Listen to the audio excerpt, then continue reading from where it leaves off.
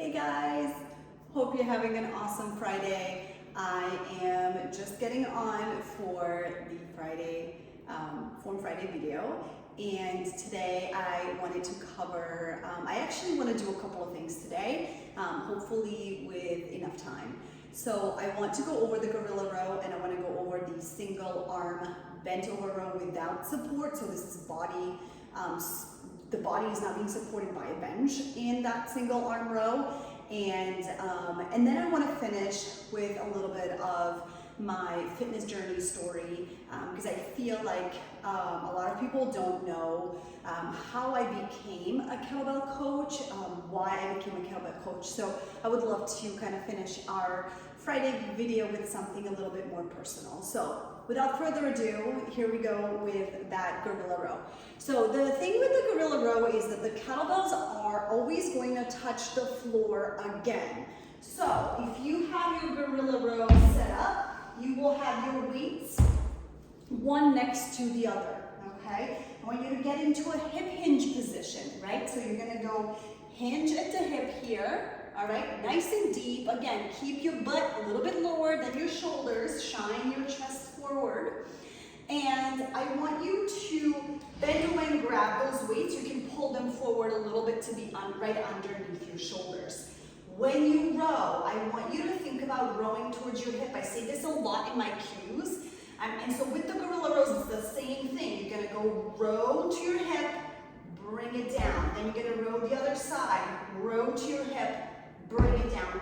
The whole time, what I want you to really think about is that full range of motion. Pinch that shoulder blade, okay? So think about retract, right? Pinch the shoulder blade down and bring the elbow as low to your hip as possible. Why I say this is if you stay here and your elbow just goes straight up, what happens is you're going to do a lot of work up here and not a lot of work in the shoulder blade. So you want to really stay low or pull low, pull towards the hip. So again, you're going to find that position that works for you. Hinge at the hip, get low. You're going to line up those kettlebells right underneath your shoulders, and then you're going to go pull towards your hips. So pull, bring it down, pull, bring it down. This should be a fairly easy movement to also do when pregnant. You may need to elevate the kettlebells if you don't have enough space, if your belly does not allow you to fully bend in here. So what you can do is you can elevate the kettlebells. You can put books down, a pad, a yoga block, and just elevate the bells so that they're higher up and you've got a little bit more space in here. Okay, so I hope this makes sense with the gorilla row. It's not a hard movement, but definitely challenge yourself when you do this movement, because there is that small or short distance to travel. You can actually row a heavier weight than you usually would in a bent over row, which is where I want to go next. Okay, so with the single arm bent over row, you no longer have that bench in front of you that you're pushing against when you're rowing, and so it gives you that counter pressure, counterbalance.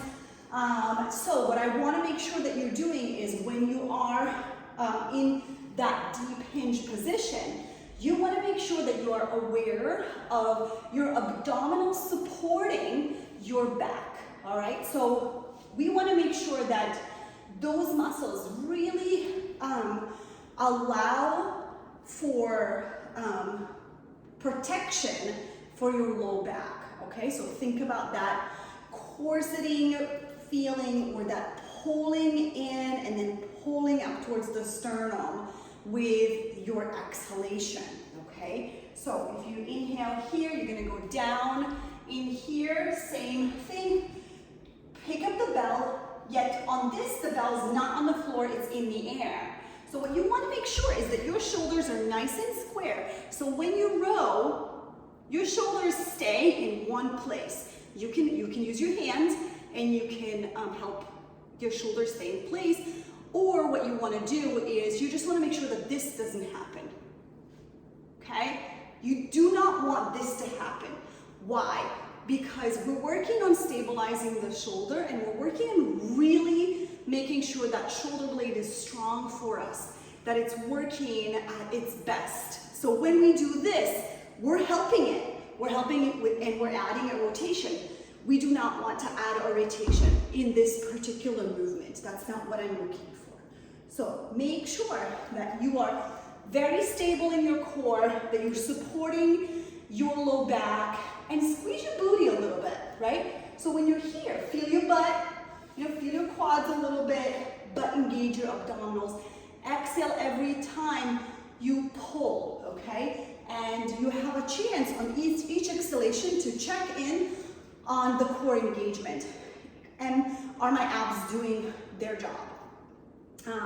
It's a full body movement. Kettlebell training is full body, always, all the time. That's it.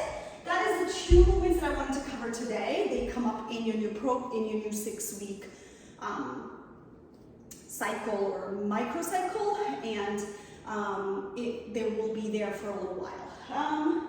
But okay, now that I'm like winded, I'm going to tell you a little bit about my fitness journey or my story into kettlebells, because I feel like that's what makes me different from other people and other trainers, and I really love what I do, and I want more women to train with kettlebells.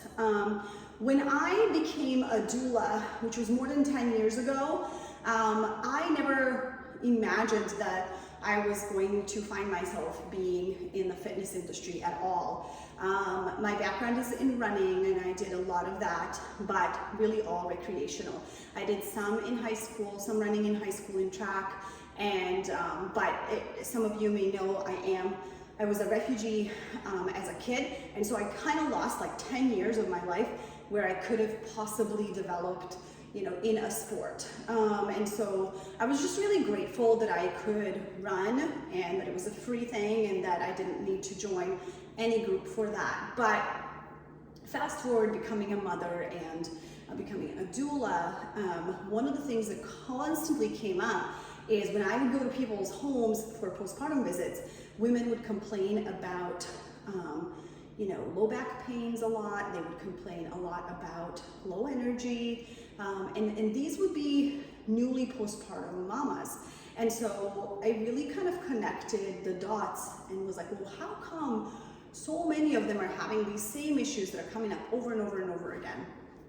And so I started digging a little bit more and realized that there really was a need to train these women, and there are wonderful trainers who are certified as pre and postnatal trainers. They're all over the place, and but I felt like our community wasn't there yet, and we didn't have anybody to do that. And so I kind of took on that role, and as you all know, I started training and grew my business. I had a small gym in Shelburne, Vermont, and then COVID started, and I kind of shifted to online training and eventually built this little studio that is attached to my house. And I train a few people here in person, but majority of my work is online. So I have an incredible group of women you guys, who do my Motherhood Athlete program, and I just opened up a few more one-on-one personal training spots, particularly for those who need specific help with specific things or are 100% new to training. So usually that's someone who is either pregnant and needs some assistance in prepping for birth. It's either someone who's newly postpartum and very tender and needs a little bit more guidance, or someone who is coming back from injury. Or I love problem solving, so I think that that's kind of why I did that, and I opened up only 5 spots, and that's kind of how it's going to stay for a little while. So that's one thing kind of that I'm doing. But how I wasn't a kettlebell coach at first. So one of the things that happened to me is that I ended up contracting Lyme, and I don't know how, but my Lyme's disease really gave me a lot of health issues and dizziness and things like that. And the dizziness was really what kept me from running further. Like I did marathons and half marathons, and it really asked for a lot of training. And so this was definitely one of those moments where I knew I couldn't train anymore the way I used to. I couldn't run the way I used to, and put in the volume that I needed to put in. So I wanted to find a way to become or be strong in different ways. And I stumbled upon my coaches on Instagram because I was already starting to see some kettlebell stuff, but it was all new to me. And so I kind of dove headfirst to see if maybe this is what I'm looking for. And one of the magic things that happens is not only did I stumble upon these people, but they were just incredible humans, and I'm still friends with them.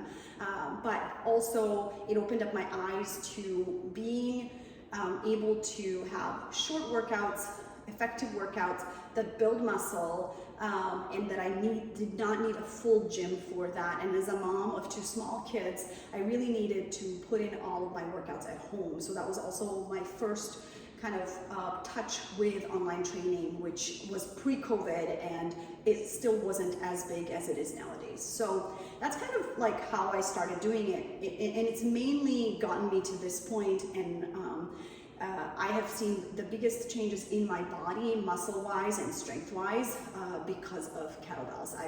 Prior to that, trained mostly functional training, and I still do. Functional training is really, really important. It's very important for people who do certain other sports, like running and stuff like that. But I also find that incorporating functional training and kettlebells is kind of like the perfect way of building strength in someone's body.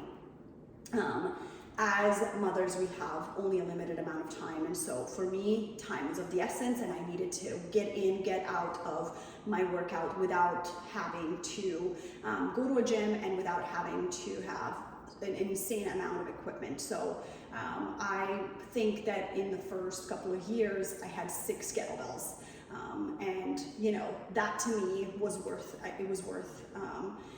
investing in my coaches and making sure that I get good programming, and I don't need to go out and get extra equipment if I didn't want to. There was always ways to be creative about using the equipment. So that's kind of my essentially how I train my moms nowadays. I think there's a lot of people who do what I do, and they're incredible and probably even better than me. But what I think sets me apart is that majority of those people don't have children. They're usually younger, and they're not on that journey of parenthood yet, which we all know changes your life quite a bit. And so for me, it was really important that I offer something for moms. And of course, if someone comes along that's not a mom yet, but maybe gets their body ready wants to get their body ready for possible pregnancy at some point, I love that, because you will already have a set up system, and so when you become a parent, when your world turns upside down and inside out, you still have like the core thing that you do that's very quick and effective. So that's kind of like my kettlebell story. I love doing what I do. The kettlebell certification was one of the hardest things I've ever had to do. It hurt every part of my body, but that's probably a story for another time. And it was definitely a story also where I experienced quite a bit of sexism during my certification with the person that was certifying. So I'll definitely tell you guys this story one time for sure, but it was a very male-heavy world. But in the last few years, there's been an incredible amount of women that have gotten certified as kettlebell coaches. So that makes me really happy. Anyways, this video is almost 15 minutes long. If you've watched it, you're amazing. And hopefully it'll upload by tonight. But if you have any questions about the gorilla rows or the single arm row unsupported, please put them in the chat. I really want us to be more active in the chat.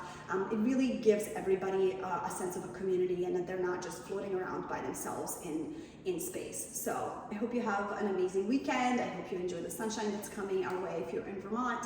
And I hope you get a little bit more sunshine if you're not in our state. So I hope you have a great rest of